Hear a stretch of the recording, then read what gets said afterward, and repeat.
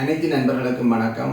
மாவீரர் போராளிகள் குடும்பநலன் காப்பகத்தின் தாயக நிதர்சனம் யூடியூப் சேனலை சப்ஸ்கிரைப் பண்ணி பெல் ஐக்கோனை முக்கா கிளிக் பண்ணி விட்டீங்கன்னு சொன்னால் நாங்கள் போடுற வீடியோக்கள் உங்களுக்கு உடனே வரும். மாவீரர் போராளிகள் குடும்பநலன் காப்பகத்தின் ஃபேஸ்புக் பேஜினையும் பின்தொடர்ந்து நமக்கான ஆதரவு களத்தினை அதிகமாக தருவீர்கள் என நம்புகின்றோம். அனைத்து நண்பர்களுக்கும் வணக்கம். நாங்கள் இப்போ எங்கே நிற்கிறோம்டா கிளிநொச்சி மாவட்டத்தின் வட்டக்கட்டு பிரதேசத்தில் 6 ரோட்டில் நிற்கிறோம்.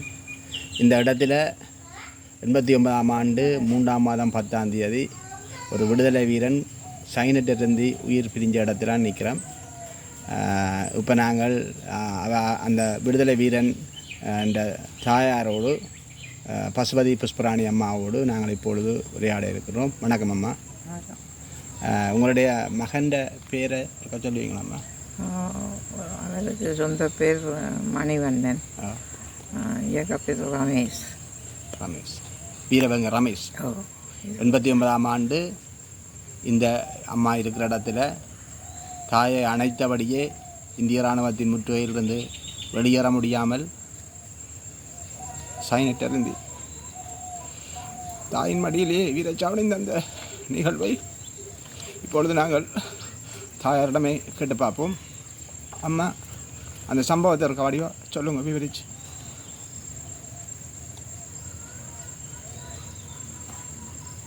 மகன் வந்தவர் வீட்டை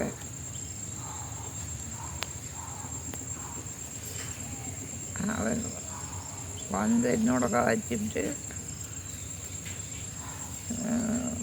ஏனம்மா நீங்கள் கொஞ்சம் சத்தமாக்குறீங்கம்மா பதிவுக்கு. கதைச்சவர் இந்த சைக்கிள் தூக்கிக்கொண்டு போனான்ட்டு என்னை மூத்த மகன் திரட்டி போட்டு சைக்கிள் எடுத்துக்கொண்டு போனவங்க. அந்த சைக்கிள் கேட்க போனது என் போனீங்கன்ட்டு என்னை வந்து கேட்டு பேசிக்கொண்டு சைக்கிள் கட்டி வேண்டி கொடுக்குறான் தானே. அது என்னத்துக்கு போனீங்க அங்கேருந்து சொல்லி பேசிட்டு போயிட்டு பிறகு வாரம் நான் போனவர். ரெண்டாந்திரம் திரும்பி வரைக்க அவர் என்னோட சிநேகிதப்படியே கொண்டு வந்து அந்த பாலத்துக்கிட்ட விட்டுட்டு அவர் வீட்டை வந்தவர். வீட்டை வந்த இடத்துல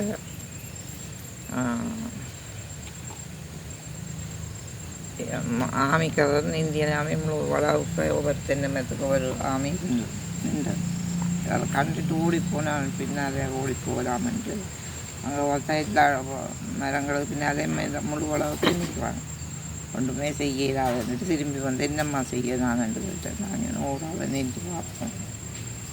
அவர் அப்படியே நின்று கொண்டு இந்த கழுத்தை கட்டி பிடிச்சி கொண்டு அப்படியே சைனட் அடிச்சு எங்களுக்கு சைனட்டை வச்சிருக்கு வேறு கிடைச்சா செத்து போகணும் என்று தெரியாது. இல்லாட்டி நான் பார்த்துருப்பேன் தானே, எனக்கும் தெரியாது.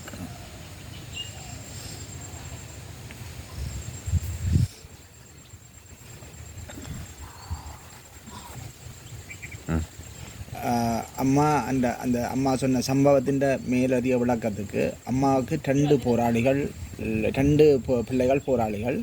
அதில் ஒரு மகன் சைக்கிளில் போய்கொண்டிருக்கிற போது இபிஆரில் வழிமறித்து அவரை பிடிக்க முற்பட்ட போது அவர் சைக்கிளை போட்டுட்டு தப்பி ஓடிட்டார்.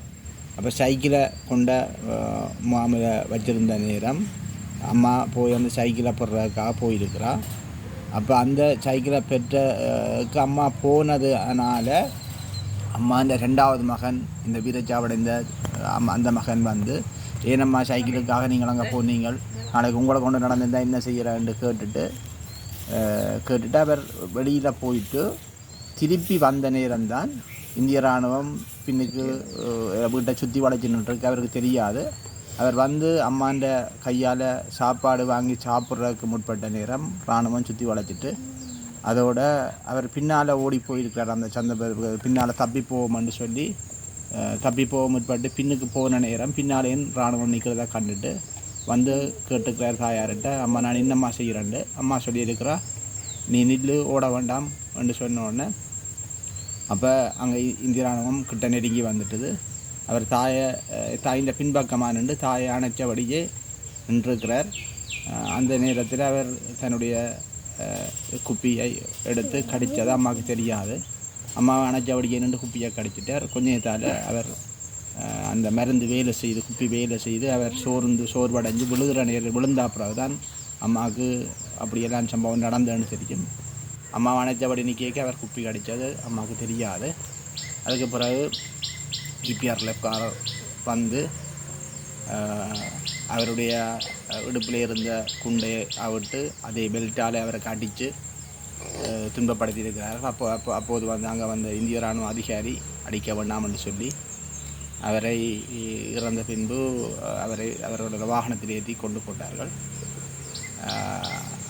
மேலதிகமாம்மா அந்த சம்பவத்தை இன்னும் தொடர்ச்சியாக சொல்லுங்கம்மா. அதுக்கு பிறகு என்ன நடந்தாங்க?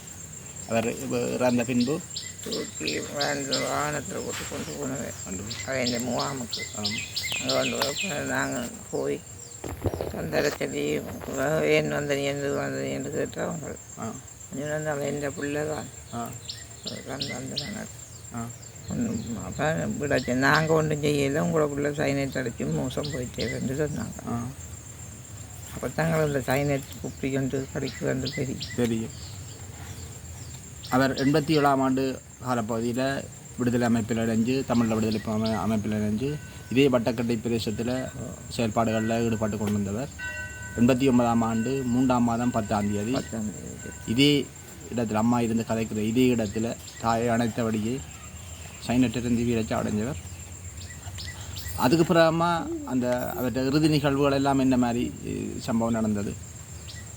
அவைகள் வந்து ஆமி நடுக வந்து சொல்லுவாங்க வந்தால் தங்களுக்கு அறிவிக்கணும் என்று ஃபோன் நம்பர் எல்லாம் தந்துட்டு போகணும். சேர்ந்து சும்மா வருவாங்க, வந்து வந்து பார்ப்பாங்க, இங்கே பாரதா போகிறதா இருக்கிறதா மக்கள் நிற்கிற மாட்டோம் வந்து அடிக்கடி பார்த்துட்டு போவாங்க. வீடெல்லாம் உள்ளூர் போய் பார்ப்போம்.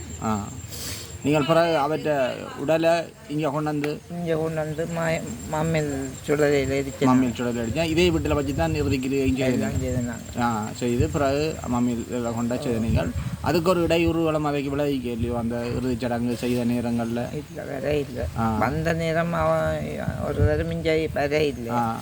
அவை வந்த நேரம் நாங்கள் சொல்ல இல்லாதது தானே, எங்களோட பிள்ளைகளை நாங்கள் காட்டி கொடுக்கக்கூடாது. நாங்கள் ஒன்றும் சொல்லிட இல்லை, ஒன்றும் இல்லை. வந்து பார்த்தோன்னு போனது. அவை வந்து எல்லாம் பார்த்து எல்லாம் செய்துட்டு தான் போனேன். எல்லாம் கோழி எல்லாம் கொண்டு வந்து போட்டு படம் எல்லாம் எடுத்து 3ஆம் மாதம் 10ஆம் தேதி செத்தவர். எப்போ உங்களுக்கு உடல் தந்தவர்? அடுத்த நாள் தந்துட்டீங்க, மண்டே இரவு தந்துட்டோம். இரவு தந்து நீங்கள் அடுத்த நாள் தான் கிரிகைகள் நடந்தது.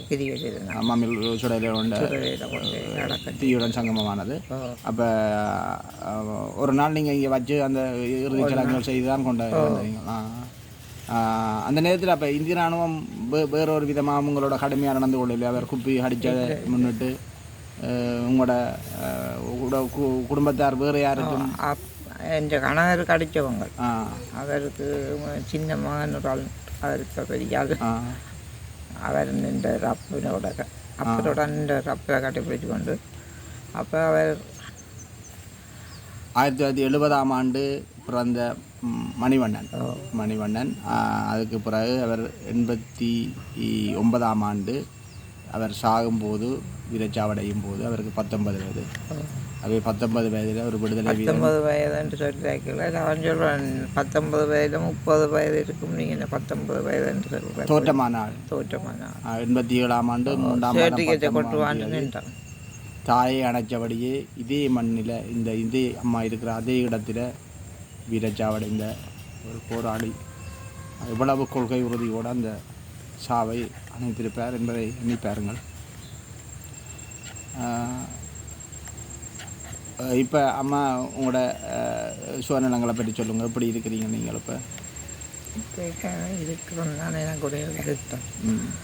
சுகர் இருக்குது,